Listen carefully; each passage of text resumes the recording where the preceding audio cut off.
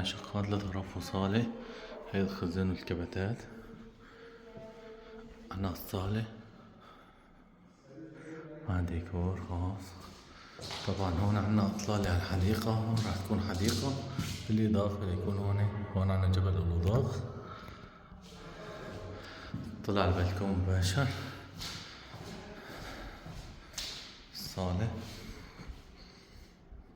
طبعا حمام الاول، حمام اثنين،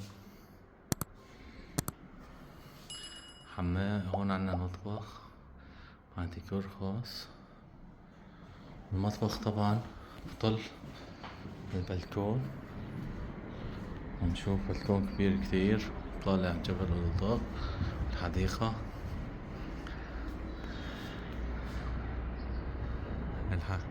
جبل الوضاغ. هون راح يكون الحديقة.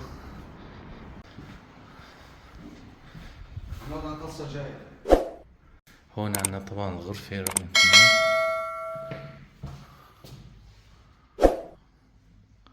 غرفة شباب.